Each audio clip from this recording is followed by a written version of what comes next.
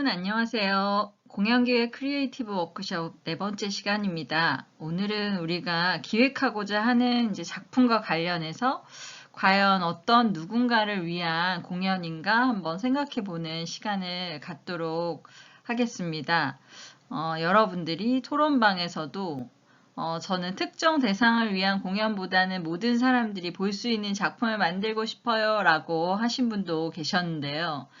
사실 그건 우리 모두의 꿈이고 희망이라는 생각이 들어요. 이제 그런 일이 벌어질 수 있도록 이제 공연 소비자에 대해서 우리가 조금 알아보는 시간을 갖고 토론 활동으로도 이제 여러분 자신이 어떤 소비자인지 여러분을 한번 분석해보는 시간을 갖도록 할 거고요. 이제 그 전에 지난주에 우리가 다 못했던 바리공주와 이제 오르페우스 신화가 무대 위 공연으로 이제 어떻게 기획되었는지 한번 살펴보도록 하겠습니다. 오늘도 힘내시고요. 파이팅 하고 네, 시작하도록 하겠습니다. 네, 잠시 이제 복습을 좀 해보면 지난주에 우리가 신화는 인류의 원초적 사유를 이제 구술한 어떤 이야기다. 그래서 특정 지역의 문화적 원형이기도 하지만 결국은 다른 문화권의 사람들도 충분히 공유할 수 있는 어떤 보편성을 가지고 있기 때문에 어느 시대, 어느 사회에서나 의미 있는 이야기가 되고 그래서 많은 예술가들에게 사실 영감을 주는 어떤 그런 소재로서 우리가 신화에 대해서 살펴봤는데요. 여러분들도 그렇지만 실제로 우리는 우리나라의 신화에 대해서는 솔직히 잘 모르고 있는 게 사실인 것 같아요. 우리가 아직 우리 것에 대해서 아주 깊고 진지하게 이제 공부하거나 만날 수 있는 기회가 부족한 것 같은데 이 문제에 대해서 이제 여러분들 중에도 지적한 학생들이 있는 것 같아요. 그래서 우리 신화를 가지고 이제 공연을 한번 해보고 싶다 이런 이야기들도 있었고 그래서 지난주에는 저는 이제 4명의 신들을 좀 유사한 신들을 묶어서 비교를 해보셨는데 치유천왕에 대해서 좀 관심을 갖고 찾아보신 분도 있으신가요? 네. 그리고 좀 구체적으로 살펴봤던 게 한국의 이제 바리 신화하고 고대 그리스의 이제 오르페우스에서 저승과 그쵸 이승의 경계를 넘나들어서 결국 이제 샤먼이 됐던 이제 이런 신화에 대해서 살펴봤는데요.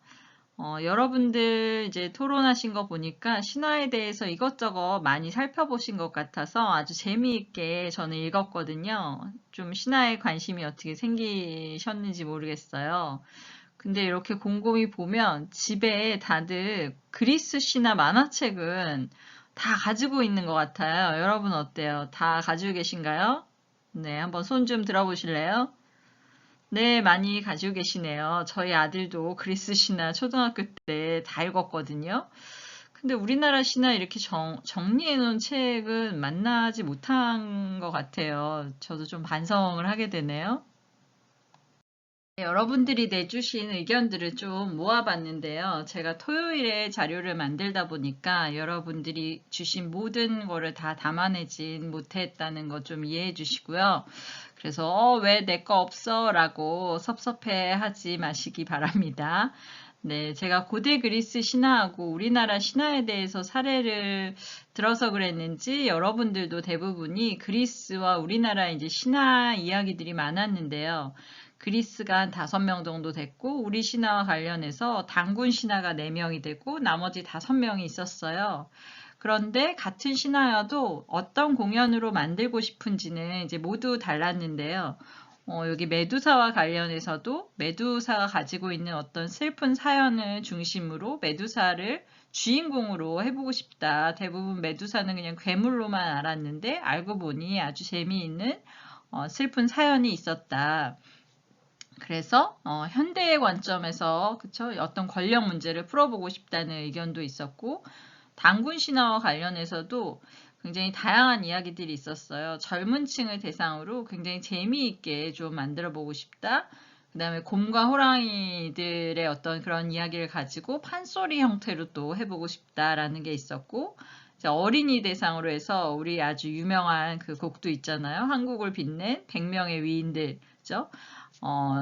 아름다운 이강산, 그쵸? 이 금수강산에 당군 할아버지가 터잡으시고 블라블라. 네, 이런 어린이 대상으로 만들고 싶다. 또 뭐 인형극으로도 해보고 싶다. 그래서 이렇게 굉장히 다양한 대상으로 바뀔 수도 있고 다양한 형태의 그쵸? 이런 공연으로도 기획을 해주셨고요. 바리공주와 관련해서도 또 이 관점도 되게 재밌었던 것 같아요. 다양한 현대의 어떤 폭력 문제를 해결하는 바리공주로 공연을 만들어 보고 싶다라는 것도 있었고 아주 디테일한 기획을 하셔서 매우 놀랐고 재미있었어요. 이 밖에도 이제 오래된 어떤 신화는 아니지만 제주도의 신만큼이나 유명하고 이제 멋진 김만덕의 이야기로 뮤지컬을 만들고 싶다는 의견까지 여러분들은 벌써 우리가 초기인데 그쵸? 햄릿부터 시작해서 벌써 2개의 공연 기획 아이템을 생각하신 것 같아요.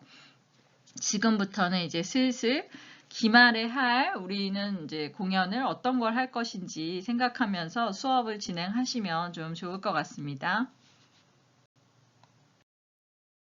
네, 이제 소재와 관련해서 정리를 좀 해보면 우리가 첫 시간부터 공연의 주요 요소인 다양한 콘텐츠에 대해서 알아보았는데요. 첫 번째는 그죠? 전 세계적으로 가장 많이 공연되는 작품 중에 하나인 이제 햄릿이라는 고전에 대해서 살펴보았고, 이제 지난주는 예술가들에게 가장 많은 영감의 원천이 되고 있는 이제 신화에 대해서 알아봤고, 그다음에 이 밖에도 사실 공연의 소재는 이제 현실과는 좀 다른 어떤 상상의 세계도 있고, 동물과 관련해서도 있고, 무궁무진한 어떤 소재의 세계가 있다고 볼 수 있는데, 이것을 사실은 우리가 수업 때 다 다룰 수는 없을 것 같아서 이제 이걸로 끝나지만, 소재를 선택했다면 조금 우리가 하고자 하는 작품과 관련해서 짚고 넘어갈 필요가 있는 게 있는데요. 그게 이제 옆에 써놓은 저작권이라고 해서 굉장히 중요한 문제잖아요. 그래서 대부분의 작품이 사실은 우리가 몇 년 동안 기획을 하고 만들어지는데 추후 이런 저작권과 관련해서 이제 문제가 생기면 큰일이겠죠. 이와 관련해서는 이 수업에서는 이제 다루지 않지만 앞으로 계속 관심을 갖고 공부해 보셔야 할 것으로 생각이 되고요. 기본적으로 이 저작권이 이제 소멸된 공공의 소재를 많이 활용하는 것도 이제 이유가 있을 텐데요. 그렇죠? 저작권이 소멸되는 경우에는 이제 저작자가 사후 70년이 지났을 때부터예요. 그래서 많은 작품들이 이제 저작권 소멸된 것들을 선택을 하게 되는데 과거에는 법이 개정돼서 이제 70년인데 원래 50년이었거든요. 그래서 저작권이 있는 이제 원작의 경우에는 기본적으로 창작자 고유의 이제 권리로 양도 불가능한 이제 저작 인격권이라는 것이랑 이제 이 저작물을 재산처럼 좀 사용할 수 있는 어떤 권리. 그래서 우리 같은 경우에는 어떤 저작권은 누가 가지고 있지만 우리가 그 작품을 공연할 수 있는 권리를 그쵸, 취득할 수 있는 거예요. 그래서 이거를 독점할 수도 있고 언제부터 언제까지만 사용하겠다라고 취득할 수 있는 이제 저작 재산권으로 나눠지는데요. 요즘에는 온라인상에도 굉장히 수없이 많은 어떤 이미지나 영상 등 보호 저작물을 이제 이용할 때 기본적으로 우리가 그 저작물의 어떤 별도의 이용 허락에 대한 표시가 없는 한 침해 가능성이 있기 때문에 좀 확인 절차를 밟아야 하고 과거에는 학교에서 학생들이 실습으로 올리는 공연 같은 경우에는 그냥 마구마구 올렸거든요. 근데 요즘은 그렇게 이제 하지 않고 대부분 저작권을 다 확인해가지고 연락을 해서 허락을 받거나 이제 비용을 지불하면서 우리가 교내에서 공연을 하더라도 반드시 저작권을 꼭 확인하고 해결하고 공연한다는 거 이제 명심하시면 좋을 것 같습니다. 네, 이번에는 우리가 이제 지난주에 살펴봤던 바리 신화가 무대 위에서 어떤 식으로 이제 표현됐는지 몇 개만 살펴볼 텐데요. 이제 첫 번째는 총체 가무국 바리 잊혀진 자장가라 그래서 1999년도에 이제 서울예술단에서 한국적인 총체 음악극을 목표로 이제 무대에 올려서 굉장히 호평을 받았다고 해요. 그리고 2005년도에는 더 웅장하고 좀 화려한 무대로 재공연을 가졌었는데요. 이 작품은 바리설화를 이제 동시대의 어떤 사회 문학적 맥락에서 이제 다시 쓰기 한 작품이에요. 예를 들면 이제 첫 공연 때 1999년 이제 20세기 말에 이제 부모로부터 버림받은 후에 홀트 아동 목지회를 통해서 이제 서양의 여러 나라에 입양된 어떤 한국 입양아 중에 한 명의 아이가 이제 바리 바우만이 된 거예요. 그래서 바리가 먼 타국에서 자기의 정체성을 찾아 떠도는 어떤 행적을 바리 공주가 했던 황천강을 건너고 지옥과 극락을 넘나들면서 생명수를 구하기 위해서 무장승이랑 결혼도 하고 이러한 과정들을 재구성한 거죠. 그래서 바리 바우만이 자신을 버린 아버지를 위해서 이제 자신이 꿈꾸던 어떤 행복과 사랑을 포기해요. 그래서 전생으로 떠나서 이제 마침내 이제 생명수를 구하는 건 똑같아요. 그래서 부모를 구한다는 내용인데요. 이 과정에서 바리 바우만이 비로소 뭔가 내가 현세에서 상실했다고 생각했던 그죠? 정체성을 찾아간다는 내용인데요. 이 작품을 통해서 이제 당시 사회 문제를 다루면서 바리가 트라우마를 치유하고 어떤 사회와 화해하는 과정을 잘 중첩시키면서 보여준 작품인데요.